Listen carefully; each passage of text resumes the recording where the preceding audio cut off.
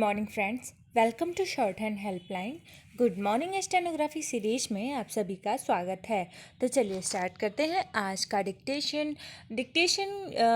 12 बजे से पहले अपलोड हो जाए, इसकी हमने बहुत प्रयास किया है इसके लिए। तो आई होप ये पहले अपलोड हो जाएगा और आप लोगों को इसका बेनिफिट्स ज़रूर मिलेगा। तो चलिए स्टार्ट करते हैं। सबसे पहले 80 शब्द प्रति मिनट और 100 शब्द प्रति मिनट, और इसमें हमने 120 शब्द प्रति मिनट आज के डिक्टेशन में इंक्लूड किया है। तो जिसको भी ज़रूरत हो 120 लिख लें। कल हम 70 इंक्लूड करेंगे, फिर ऐसा ही अल्टरनेट पे चलता रहेगा। स्टार्ट। देश जब एक आंदोलन की वजह से तनाव की ओर बढ़ता दिख रहा है, तब न केवल चिंता बल्कि विचार विमर्श की ज़रूरत भी बहुत बढ़ गई है।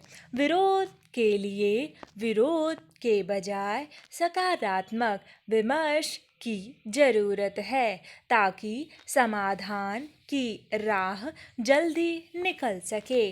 5वें दौर की विफल वार्ता से यह तय हो गया था कि सरकार अभी किसानों को समझा नहीं पा रही है और किसान भी अब पहले की तुलना में अपनी मांगों को लेकर ज़्यादा दृढ़ दिखने लगे हैं। सरकार ने बार बार कहा है एमएसपी की व्यवस्था यथावत जारी रहेगी, लेकिन किसान इससे आश्वस्त नहीं हैं। वे नए कानूनों में एमएसपी का प्रावधान चाहते हैं, ताकि निजी कंपनियां भी एमएसपी से नीचे कोई खरीदी न करें। कृषि के हर कानून में एमएसपी को अनिवार्य करने से जो व्यावहारिक समस्या आएगी, सरकार उसे किसानों को समझा नहीं पा रही है। बहुत सारी फसलें हैं जिनके लिए एमएसपी नहीं है, लेकिन तब भी किसान उन फसलों को उगाते ही हैं क्योंकि उन्हें लाभ होता है। देश में कुछ ऐसे क्षेत्र या राज्य भी हैं जहां एमएसपी की व्यवस्था काम नहीं करती, लेकिन तब भी वहाँ किसान खेती करते ही हैं। समग्रता में किसानों के हित में सोचने की ज़रूरत है और यह भी सोच लेना चाहिए कि क्या हमने अपनी निजी कंपनियों का लाभ नहीं लिया है। पैरा। लेकिन जब कोई आंदोलन हाँ या ना के चरण में चला गया हो, तब सरकार पर ही ज़्यादा जिम्मेदारी है कि आंदोलन को कैसे शांत किया जाए। क्या 3 कृषि कानूनों को कुछ समय के लिए टाला या कुछ समय के लिए वापस लिया जा सकता है? क्या इन तीनों कानूनों को लागू करने के लिए जमीनी आधार तैयार किया जा सकता है? सरकार को किसानों को सहमत करने के लिए कितना समय चाहिए? क्या इन कानूनों को तत्काल लागू करना जरूरी हो गया है? इन सवालों के जवाब हमें और सरकार को खोजने चाहिए। पैरा। बहरहाल 5वें दौर की वार्ता नाकाम होने के बाद अब सबकी निगाह 8 दिसंबर को आयोजित भारत बंद और फिर 9 दिसंबर को प्रस्तावित किसान सरकार वार्ता पर केंद्रित हो गई है। प्रमुख विपक्षी कांग्रेस के अलावा एक एक कर सभी सियासी दल किसानों की मांग के समर्थन में खड़े होने लगे हैं और 8 दिसंबर को प्रस्तावित भारत बंद को समर्थन देने वालों की तादाद बढ़ती चली जा रही है। राष्ट्रीय राजधानी क्षेत्र की सीमाओं और यहाँ रहने वालों के बारे में भी जरूर सोच लेना चाहिए। यह अचरज की बात नहीं, यह किसानों का देश है और कोई भी किसानों के खिलाफ दिखना नहीं चाहेगा। जो लोग 3 कृषि कानूनों के विरोध में नहीं थे, वे भी किसानों के साथ खड़े होने लगे हैं। तो भारत की हकीकत समझना कतई कठिन नहीं है। क्या किसान सरकार वार्ता भारत बंद से पहले संभव नहीं थी? भारत बंद से क्या अर्थव्यवस्था को लाभ होगा? ऐसे आंदोलन के जल्द से जल्द समापन का यत्न आज समय और देश की मांग है।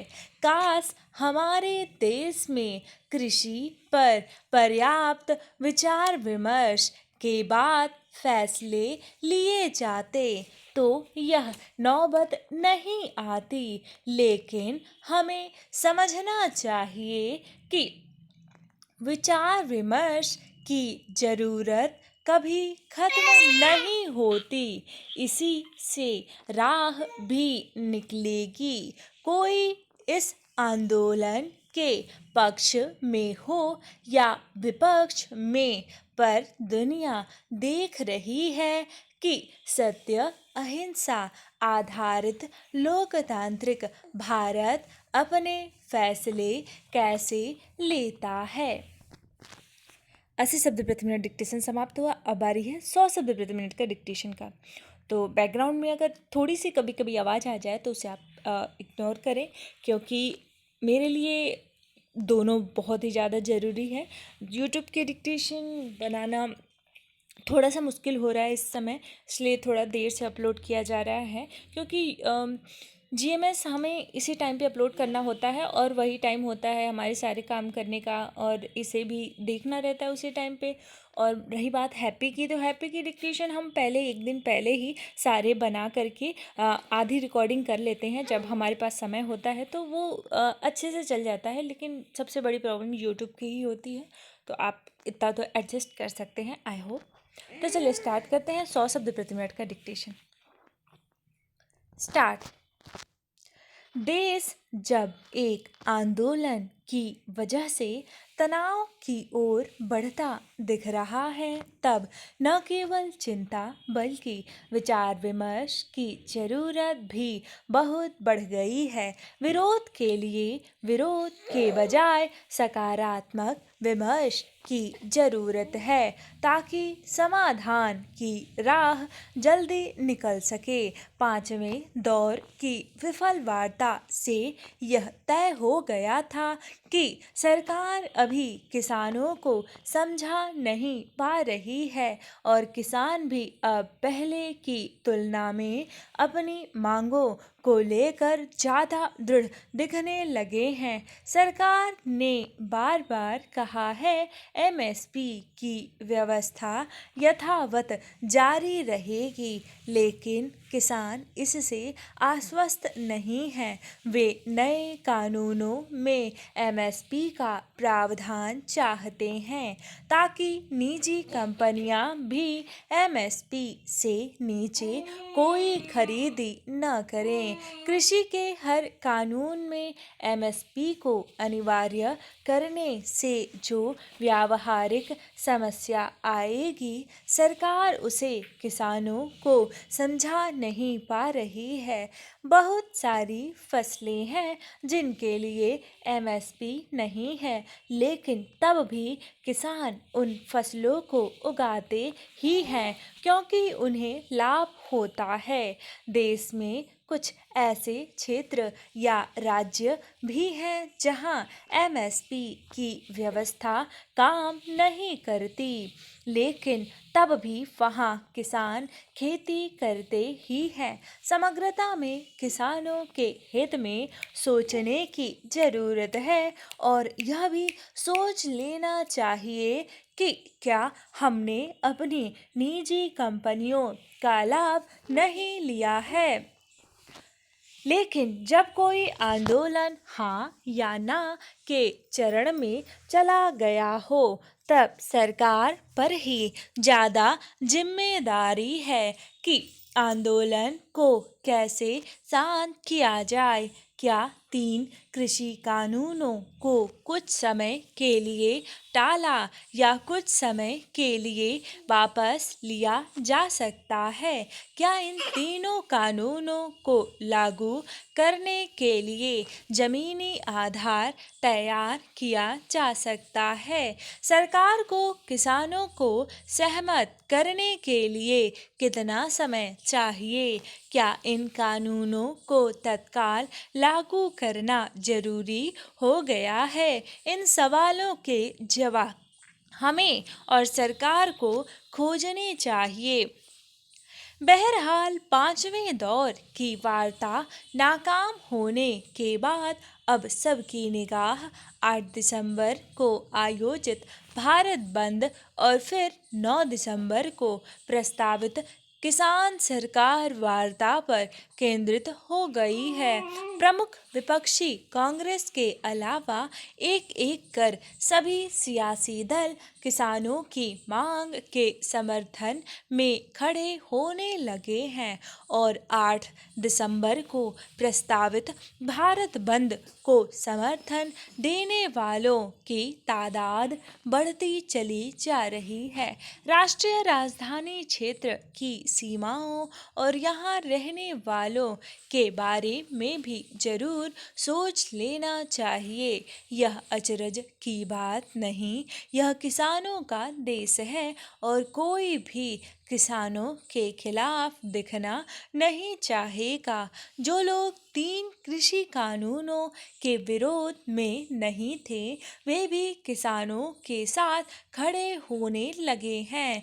तो भारत की हकीकत समझना कतई कठिन नहीं है।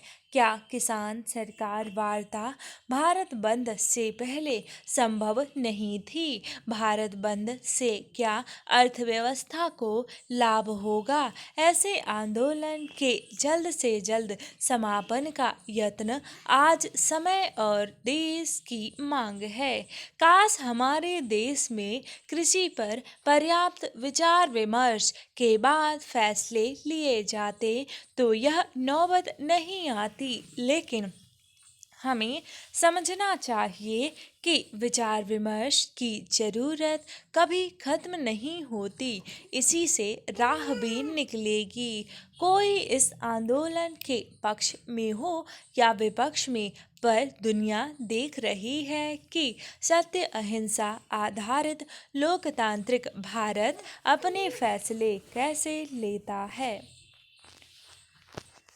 100 शब्द प्रति मिनट डिक्टेशन समाप्त हुआ। आज मैंने इंक्लूड किया है 120 शब्द प्रति मिनट, तो अपनी राय अवश्य दें और डिक्टेशन को लाइक ज़रूर किया करें ताकि ऐसे ही आपको डिक्टेशन मिलता रहे। स्टार्ट। देश जब एक आंदोलन की वजह से तनाव की ओर बढ़ता दिख रहा है, तब न केवल चिंता बल्कि विचार विमर्श की जरूरत भी बहुत बढ़ गई है। विरोध के लिए विरोध के बजाय सकारात्मक विमर्श की जरूरत है ताकि समाधान की राह जल्दी निकल सके। पांचवें दौर की विफल वार्ता से यह तय हो गया था कि सरकार अभी किसानों को समझा नहीं पा रही है और किसान भी अब पहले की तुलना में अपनी मांगों को लेकर ज़्यादा दृढ़ दिखने लगे हैं। सरकार ने बार बार कहा है एमएसपी की व्यवस्था यथावत जारी रहेगी, लेकिन किसान इससे आश्वस्त नहीं हैं। वे नए कानूनों में एमएसपी का प्रावधान चाहते हैं ताकि निजी कंपनियां भी एमएसपी से नीचे कोई खरीदी न करें। कृषि के हर कानून में एमएसपी को अनिवार्य करने से जो व्यावहारिक समस्या आएगी, सरकार उसे किसानों को समझा नहीं पा रही है। बहुत सारी फसलें हैं जिनके लिए एमएसपी नहीं है, लेकिन तब भी किसान उन फसलों को उगाते ही हैं क्योंकि उन्हें लाभ होता है। देश में कुछ ऐसे क्षेत्र या राज्य भी हैं जहां एमएसपी की व्यवस्था काम नहीं करती, लेकिन तब भी वहां किसान खेती करते ही हैं। समग्रता में किसानों के हित में सोचने की जरूरत है और यह भी सोच लेना चाहिए कि क्या हमने अपनी निजी कंपनियों का लाभ नहीं लिया है। लेकिन जब कोई आंदोलन हाँ या ना के चरण में चला गया हो, तब सरकार पर ही ज़्यादा जिम्मेदारी है कि आंदोलन को कैसे शांत किया जाए। क्या 3 कृषि कानूनों को कुछ समय के लिए टाला या कुछ समय के लिए वापस लिया जा सकता है? क्या इन तीन सॉरी फॉर डिस्टर्बेंस